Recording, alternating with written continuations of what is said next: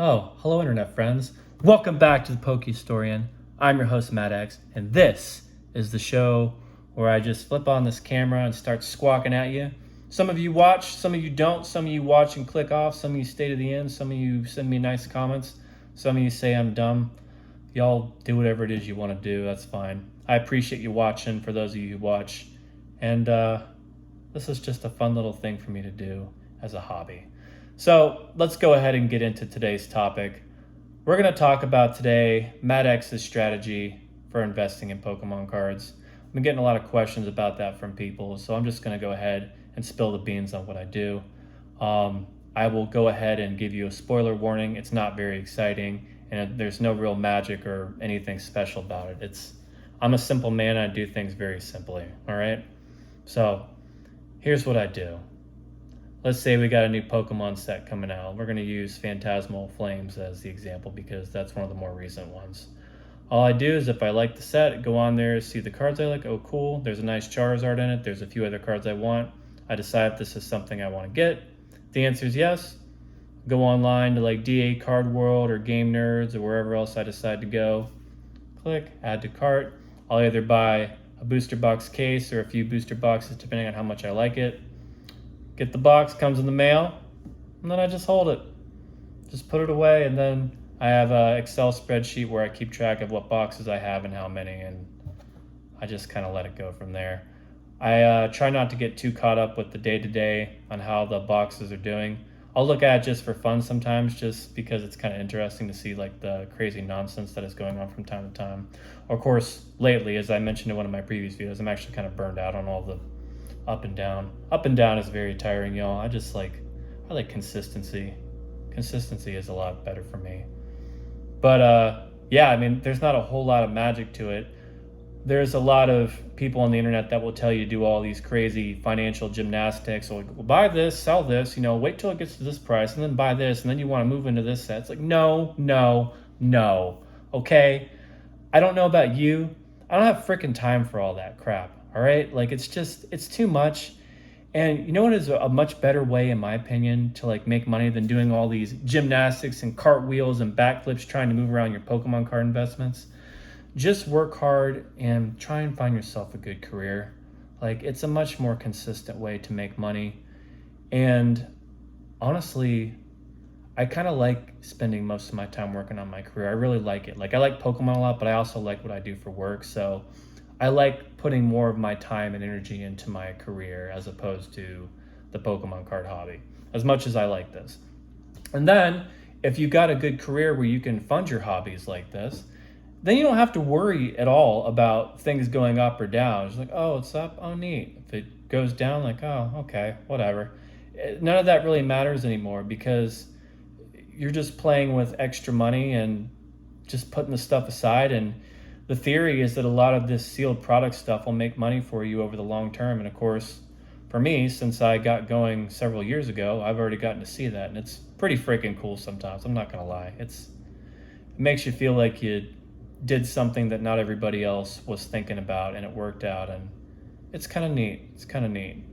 But yeah, I mean, that's what I do with the sealed product stuff. You just buy the new sets if you like it and put it away.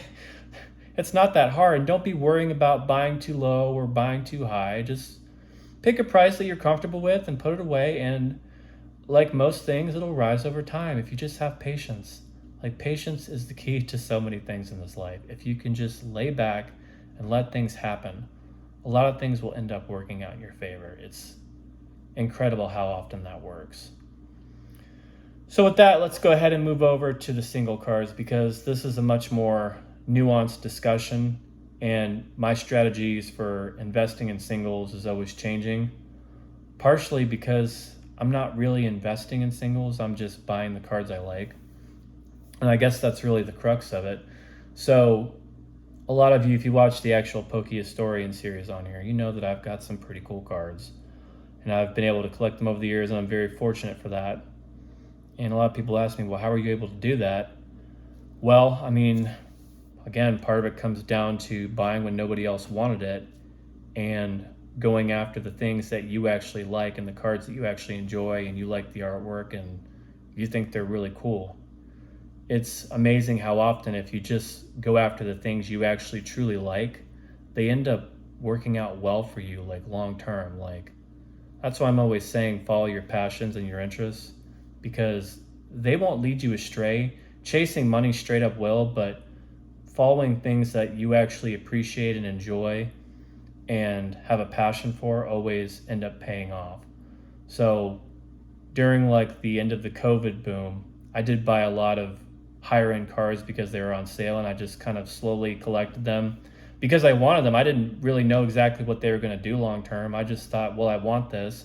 Did I think in my heart of hearts they were probably going to go up long term? Well, yeah, of course. But if you're buying something more high end like that, like I'm going to use my Aquapolis Umbreon because that is one of my favorite cards. If you're buying a more high end card like that, just make sure you're buying it because you actually want it, because you don't really know what's going to happen with it. And make sure you got the money in the bank to back it up. So if you spend that much on a card, you've still got plenty left over as a nest egg to support you. So that's how I've gotten a lot of my more expensive vintage cards. But let's talk about modern cards. Like, what's my strategy for that? Honestly, with the way things are right now, I'm not going to lie. I'm still trying to figure out how to navigate a lot of these modern cards that are coming out, especially like the special illustration rares. I'm looking at all the ones from Ascended Heroes, the Mega Gengar, the Mega Dragonite. I'm not exactly sure what to do about some of these cards because they're so freaking expensive. Part of me thinks, well, they've got to go ahead and drop at some point, right? Because they're just so expensive. But then part of me thinks that's just kind of the way it is now. So for a lot of like these higher end chase cards that have come out, like let's say in the last year, I haven't really moved in on a lot of them because I can't figure out what the heck's going to happen. And it's a lot of money to drop on single cards. Now, there's been a couple of cards I just bought because I really wanted them. I bought a lot of the cards from Destined Rivals just because I wanted them. And what I did is I waited for just a small correction on them. Like, okay, here's a small correction. I'll go ahead and get them now because they've gone down. But some of these cards just refuse to go down. And like I said, I'm not really sure what to do about them. I guess another example is Mega Evolution. Mega Evolution, I've collected most of the special illustration rares that I wanted. And again, I waited for a correction. I mean, when a lot of those came out the gate, they were very expensive. A couple of them I bought and overpaid and I got burned a little bit. Some of them have already gone back up, some of them haven't. But a lot of them I've just been picking up recently because they've gone down. And I think some of those, I don't think they're going to go down much further. But then, like I said, with sets like Ascended Heroes, I have no idea what to do with that. I haven't figured it out. But then for like some cards, like I think like Phantasmal Flames, these sets will come out and a lot of the illustration rares fly under the radar as far as prices go because there's so many that are coming out. And to me, it's like I look at the card and I look at the artwork, I'm like, well, do I really like this card? Well, yeah, and look how cheap it is. Well, I'm going to pick one up and maybe I'll pick a couple, maybe even 3 up. Because I think even though the pull rates, for example, for something like Phantasmal Flames, let's say it's the Piplup card, right?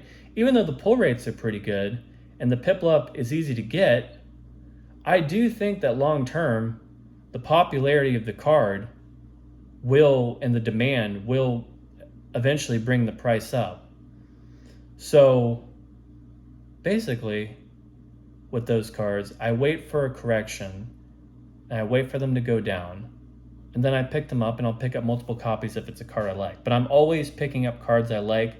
I'm not chasing trends. I'm not chasing cards that other people like just to get what everybody else likes. I really have always been the kind of person who knows what they want and knows what they like. And I go after those things. I don't go after what everybody else goes after. I've never been someone to follow trends. I've always just known what I wanted and just gone out and gotten it. So I think that serves me well. And that's how I've kind of had and found myself chasing the single cards. So yeah, kind of a nuanced answer, I suppose, with the singles. But long story short, just go after the cards you like.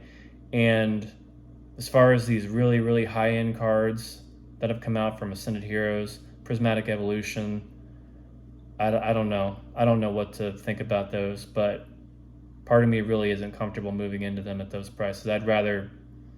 I'd rather miss out, for example, on the Dragonite at like $800, $900, even if it ends up going up more. It doesn't really bother me that much. I'd rather spend my money on something else. Anyways, that's my Pokemon investing strategy. Most of it's pretty simple. I buy sealed product. When it comes out, I put it away. I basically buy the singles I like. If they just even have like just a small correction, I'll go ahead and pick them up. And if they go down in value, so what? I like the card. If they go up in value, great. And that's really all there is to it. And I think if some of you follow that strategy, you'll probably have a pretty good time with this hobby. And just try and put yourself in a situation where you're not so worried about things going up and down. It's a lot easier if you can just spend the right amount of money where it's not giving you any kind of stress. Because God knows there's plenty of things out there that are stressing us in this life.